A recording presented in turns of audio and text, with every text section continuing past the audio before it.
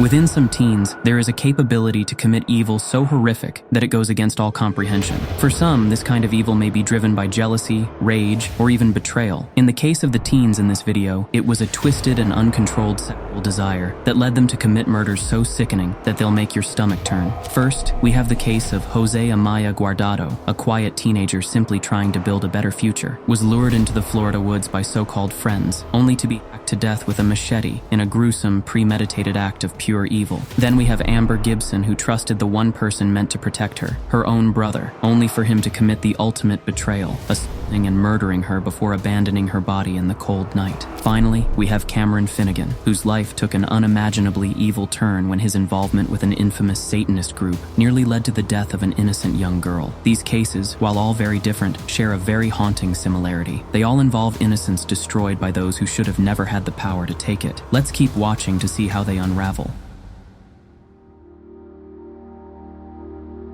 In 2015, Jose Amaya-Guardado was an ambitious 17-year-old known for his very kind and quiet demeanor. He had moved to Miami, Florida with his family nearly a decade earlier, escaping the violence of El Salvador in search of a better life. What his family never could have imagined at the time was that they were taking their son directly into a new nightmare, far more dangerous than the one he had faced back in his home country. Jose was shy but hardworking, determined to support his family while chasing his dream of becoming a mechanic. His parents, Lucia and Santos, wanted nothing more than to give their son a real shot at success. So when they heard about Job Corps, a federally funded vocational program that promised young adults hands-on training and guaranteed employment, it seemed like the perfect opportunity for him. In reality, it was a corrupt den of predators. Job Corps marketed itself as a sanctuary for young people looking to build a future. In reality, the world would later discover that it had become a breeding ground for violence and corruption. The tax-funded program is now the largest residential program of its kind in the country.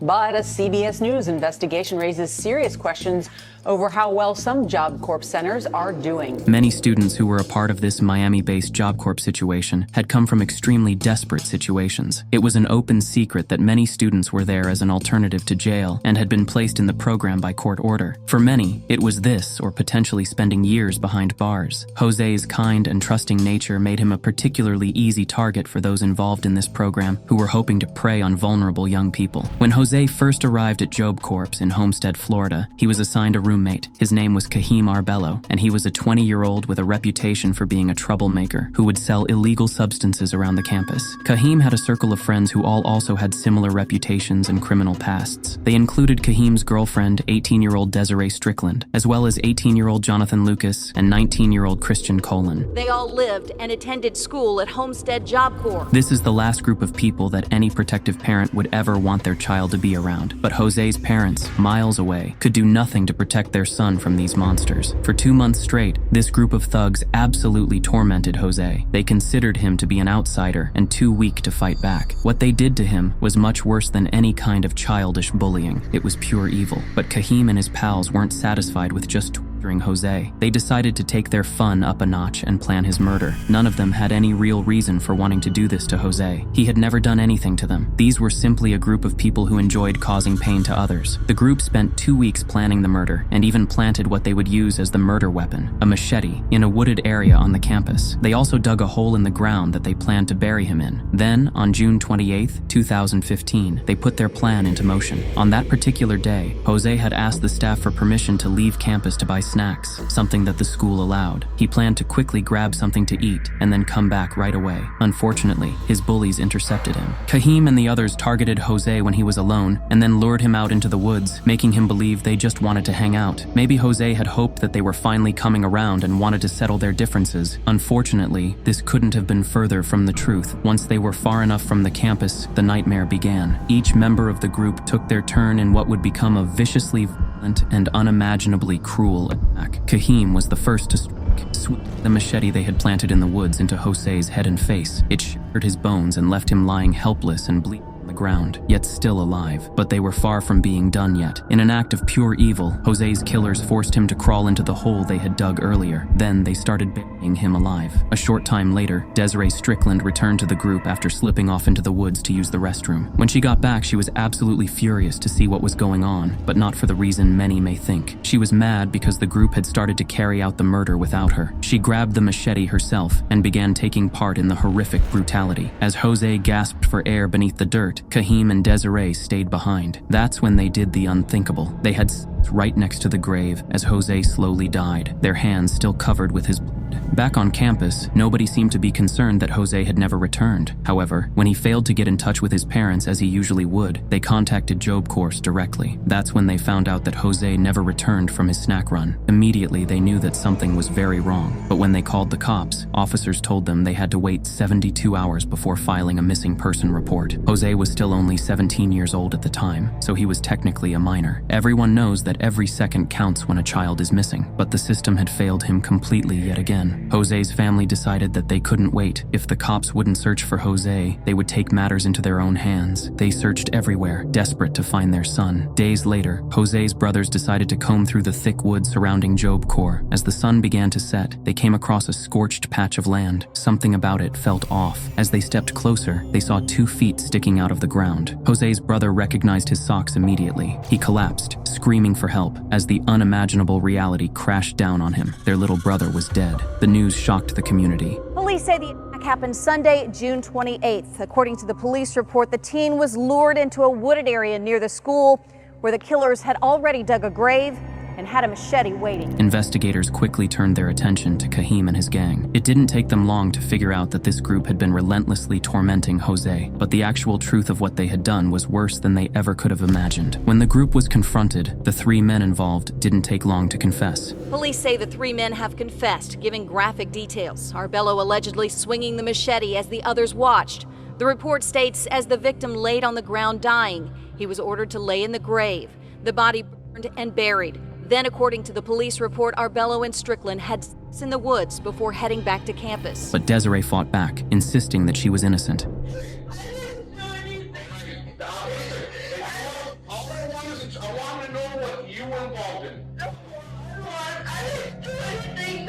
She became erratic and violent, and even headbutted one of the Miami officers who tried to take her into custody. While facing her charges, she showed no emotion. There's a charge of first-degree murder.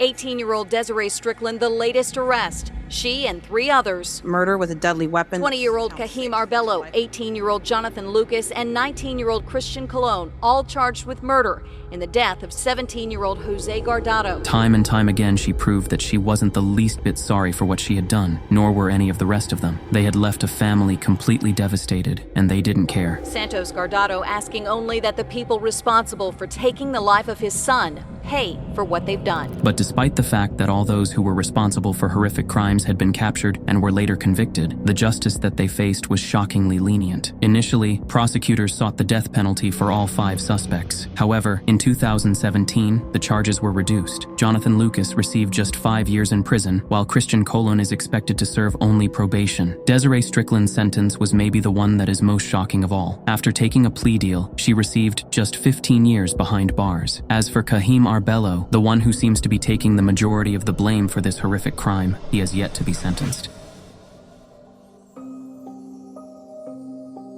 On a cold November night in 2021, 16-year-old Amber Gibson stepped out of her foster home in Hamilton, Scotland, feeling very excited. She was going to meet up with her older brother, Connor Gibson, someone she hadn't seen in a while. To Amber, this wasn't just a casual reunion. She was hoping it was a chance to rebuild a fractured bond. Even though a difficult childhood had driven them apart, Amber still hoped to form a connection with her older brother. At 9:51 p.m., she would send a Snapchat selfie with her standing next to Connor. She captioned it, "My big bro." What she didn't know at the time was that this would be the last picture of herself that she would ever take. Both Amber and Connor had difficult upbringings. Their biological parents had been violent and neglectful, and they had been brought into the foster care system at a young age. In 2010, they were adopted by a seemingly loving couple that wanted to give them a second chance at a family. Both Amber and Connor would have trouble adjusting to their new adoptive family. Likely because of her traumatic past, Amber struggled with emotional problems. Meanwhile, Connor was often withdrawn and had disturbing behavior from an early age, including morbid drawings, violent thoughts, thoughts and an unsettling lack of emotion. Surprisingly, though, it was Amber who decided to go back to the foster care system while Connor stayed with his adoptive family until he turned 18 years old. Despite their separation, the siblings occasionally stayed in touch, but their relationship was anything but normal. On November 26, 2021, Connor contacted the foster home where Amber had been staying to ask to see her. The staff strongly advised her not to go, warning that it was late, cold, and possibly unsafe. But Amber, always believing in the best in people, especially her brother, just brushed off their worries. At 9:15 p.m., she signed out of the facility and walked off into the night. Surveillance cameras captured the last known moments of Amber's life. At 9:57 p.m., she and Connor were seen walking down the street, heading toward a local park, a secluded area surrounded by trees and darkness. About an hour and a half later, Connor was seen again, but this time he was alone, seemed breathless, and his clothes were disheveled. He returned to his own homeless hostel and was later caught on security cameras dumping a plastic bag of clothing into a trash bin. Here is the haunting footage of him getting rid of the items. By the next morning, Amber had never come home and was officially declared missing. For 2 days, search teams searched the area, hoping that maybe Amber had just run away or gotten lost. But by the third day, any hopes they had left had been shattered. The cops discovered Amber's body hidden in the woods of Cadzo Glen Park. She had been brutally beaten, sexually assaulted, and strangled to death. Investigators didn't have to look far for a suspect. The evidence pointed in just one direction, right to Connor Gibson. From the very beginning, the cops confidently believed that Connor had brutally assaulted and killed his own little sister, someone who had trusted him completely. But it would be forensic evidence that would seal his fate. This included his DNA found on Amber's torn clothes, her blood found on his jacket that he had thrown out, and his bodily fluids found on her body. It was a disgustingly horrific outcome, but somehow it gets even worse. Just hours after Connor killed Amber, a 45-year-old man named Stephen Corrigan stumbled upon her body. Instead of calling the cops, he did something even more depraved. He violated her corpse and then dragged it further into the bushes in an attempt to conceal it. That's right, there's not just one monster in this story, but two. Connor, who would never show an ounce of remorse for his actions, would eventually be convicted of Amber's murder and sentenced to life in prison with no possibility of parole. Stephen Corrigan would also be convicted for his own sick crimes and sentenced to 9 years behind bars. Amber's crime is particularly hard to stomach, but it was probably the only person who she had ever trusted who ultimately betrayed her in the worst way possible. In the quiet town of Horsham, West Sussex, a disturbing case would prove just how dark the world of online extremism can truly be. This is the case of 19-year-old Cameron Finegan, a once normal teenager whose descent into a Satanist cult resulted in him becoming the victim of a series of heinous crimes. Cameron became very involved with 764, an extremist group that is known for its violent and abusive beliefs. This network, which stretches internationally, encourages members to commit and share acts of extreme violence. It especially targets young and vulnerable people online. Operating under the alias ACID on platforms like Telegram and Discord, Cameron began having explicit conversations with a young girl. While Sussex law enforcement has never identified this girl or revealed what happened to her, they say that they have proof that he asked for her explicit images, but the nightmare doesn't end there. Cameron also encouraged this girl to end her life while live streaming it all for his own sick gratification. He also plotted the murder of a homeless individual, explaining his plans in group chats. Luckily, he never had the chance to follow through with this before the cops arrested him. Authorities arrested Cameron in March 2024. Listen to his shockingly cold-hearted words to the cops. The only risk I was concerned about is that if she went through with it and I got caught.